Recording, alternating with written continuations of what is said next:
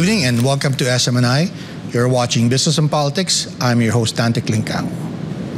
Our guest is Walter Uzi Buenavista, who may be more popularly known for his successful business, Shawarma Shack. He and his wife, Patricia, started with a modest food stall at the Tutuban Center Night Market in Divisoria. Today, they have more than 750 stores. Another interesting part about the story is about Mr. Buenavista himself. In his younger days, he aspired to be a professional basketball player, but that was not in the cards, as they say, and neither was a college degree. Still, Mr. Buenavista has become a founder and CEO of a multi-awarded company, which has been recognized for its rapid growth. Now in his mid-30s, he is already a role model for young Filipino entrepreneurs. As many know, micro, small, and medium enterprises are vital to the Philippine economy. They represent 99.6% of all registered firms in the country, employ more than 60% of the labor force, and account for at least 30% of the economy's total value added. Of course, the dream of every MSME owner is to scale up just like Shawarma Shack. With that, we will ask Mr. Buenavista, what does it take to grow a business in the Philippines?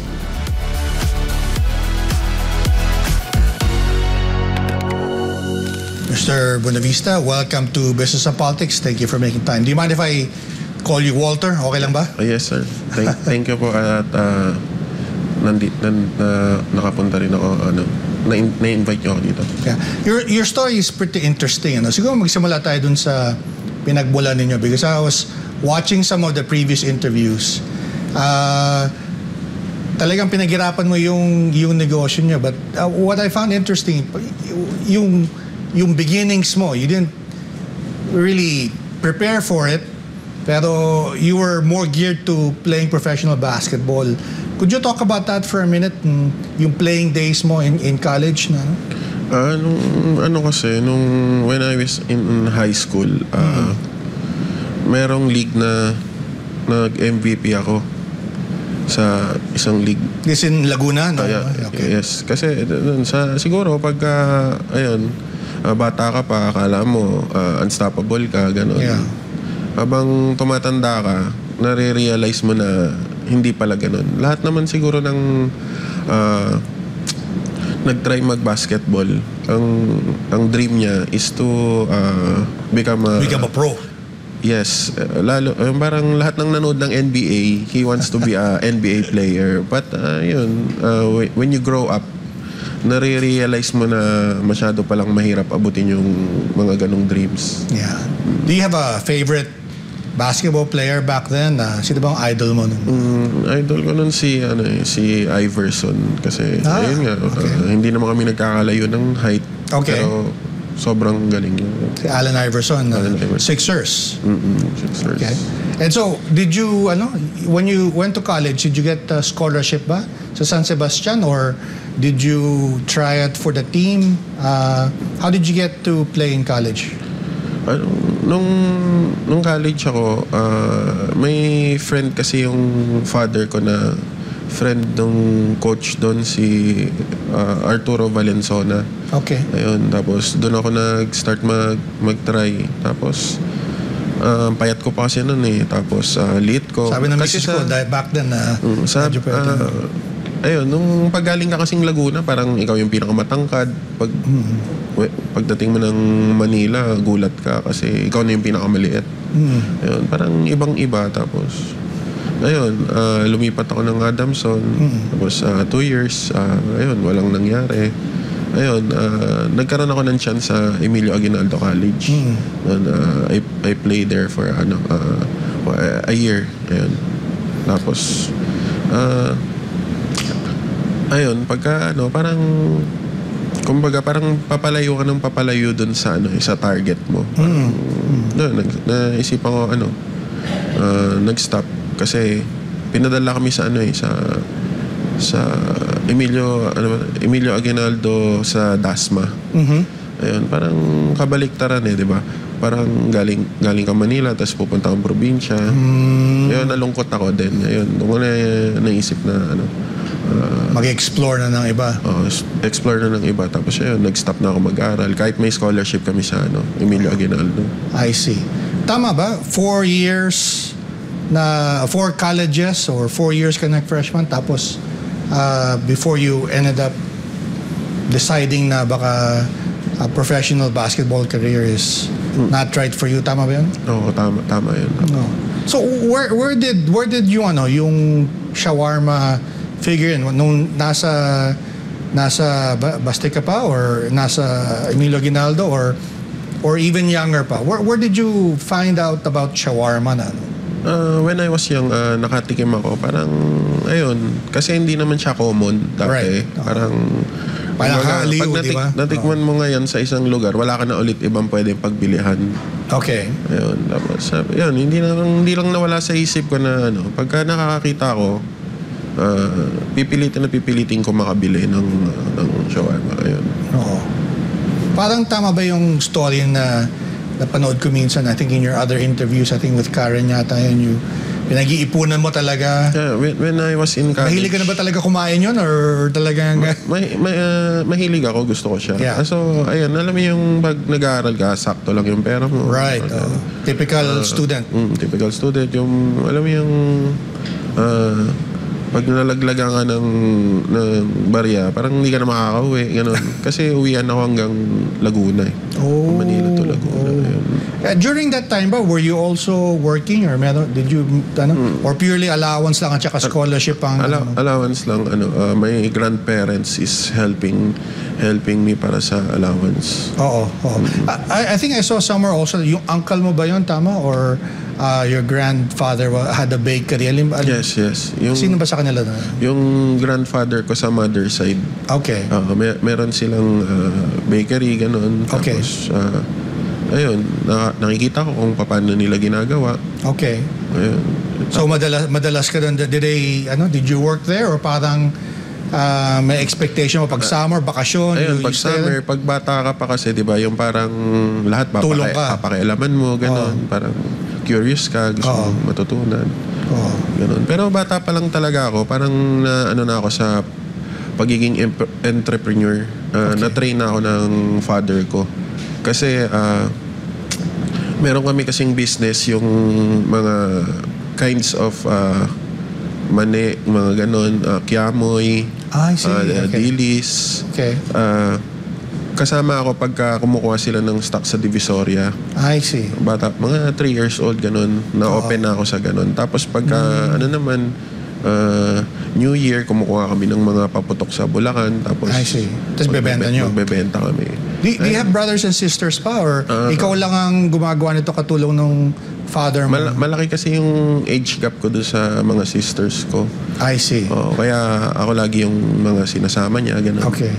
Tapos, ayun, may mga time din na meron kasi kaming na-open na barbershop tapos shoe repair shop. Ginagawa nila akong cashier at the age of 5 years old, 6 years old, ganun. Okay. Tapos, nung una sinasamahan nila ako. Nung huli, hindi na ako sinasamahan. Parang... pinapabayaan ka, alam mo na. Na-train ka na. Oo, pinapabayaan na ako. Pati yung mga inventory, mga ganun. Tapos, nung una, parang, ba't ko pa ginagawa to? Dapat naglalaro ako eh. Parang ganun. Hindi ko naiintindihan. Tapos, after nun, di ba, pag kinuha ko na yung pera, ako pa yung papamalengkehin. Hindi ko alam na magagamit ko pala siya, in the future. Ayun, kaya nagpapasamat din ako sa training na ginawa sa akin ng parents. Nakatulong pala sa'yo ulit. Na yun pala yung sa future pala magagamit ko pala. Mm-hmm. So, talk about a little bit yung time mo sa Emilio Aguinaldo Generals. Kamo, you were sent to the Dasmariñas campus kasi they have a Manila campus, diba? At saka Dasmariñas.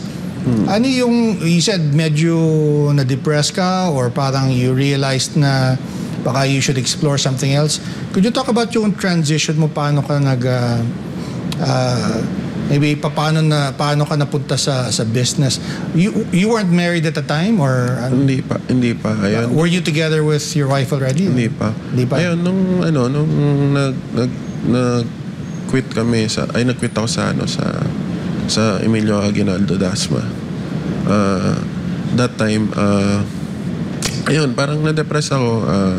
Siguro 6 months ako na walang labasan ng bahay. Alam mo yun, hindi ka talaga naarawan, hindi ka nakakita ng Ginawa ko lang, nanood lang ako ng movie. Lahat nga yata ng movie sa buong napanood ko na eh. Oo. Kasi parang kain, tulog, nood movie lang ginawa mo. Ganun. What year was this? Mga 2014, 2013? 2011 ba? 2010, 2011. 2010, 2011. Okay. Ayun. Tapos, nung that time, paglabas ko ng nakalabas ako ng bahay, parang garahe lang ganun. After more than 6 months ganun. Parang may ibang liwanag. Tapos parang ewan ko, hindi ko alam kung yun yung binigay sa akin ni Lord na new start. Siguro. So malaki din pala yung gap, from the time you stopped playing at saka when you started your business 2015 yata yun, di ba?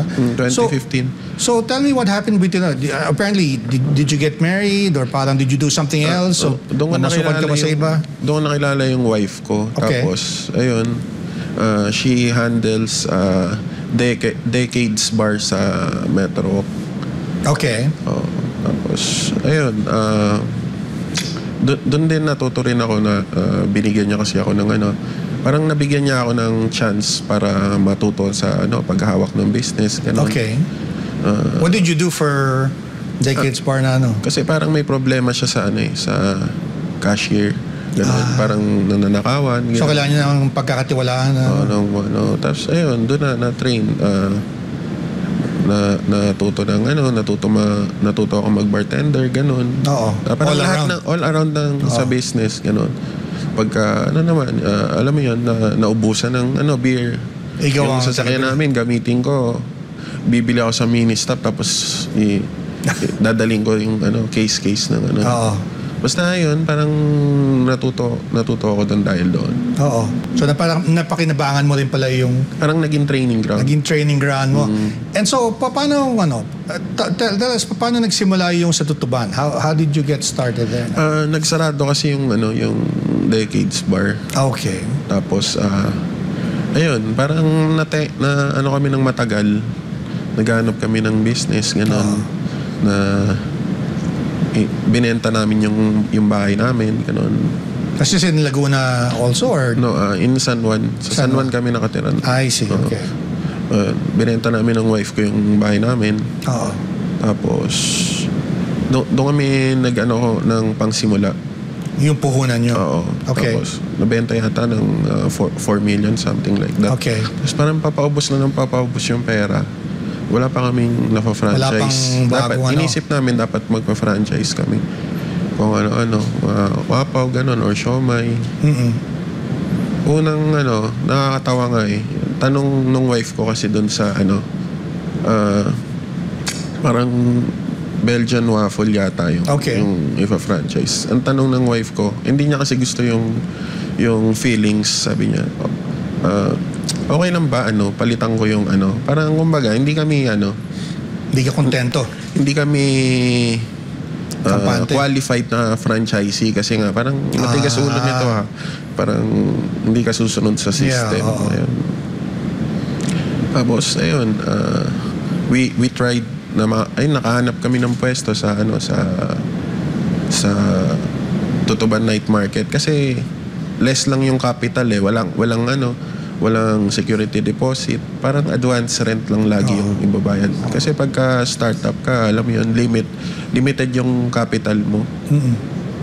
Tapos ayun, we tried na magtayo ng shawarma stall kasi yun yung wala doon. Binebenta nila doon puro mga tusok-tusok, mga barbecue, isaw, mga fishball, kwek-kwek. Puro ganun, parang 10 stalls. Okay. Ganun lahat yung binibenta. Sabi nga, ito, iba yung natin dito. Tapos nung una, walang masyadong bumibili. Kasi mas mataas yung price ng product. Ganun. Kasi ang layo, di ba? Sa 10 pesos, makakakain ka na doon sa mga katabi namin. Sa amin, 35 to 50 yung price point. Tapos, ayun, nag-uulan pa. Parang masisira na yung stocks. Masisira na. Tapos, ayun, inisip namin, para mabalik lang yung puhunan, buy one, take one. We do it. Tapos, nung naubos agad, parang may markup pa. May natira pa? May markup pa. Kumita tayo. ulitin kaya natin. Tapos ayun, inulit na namin ng inulit. Hanggang makakaipon na kami ng capital for another branch. Nag-apply kami sa Victory Mall kasi ang dami namin in-applyan na mall.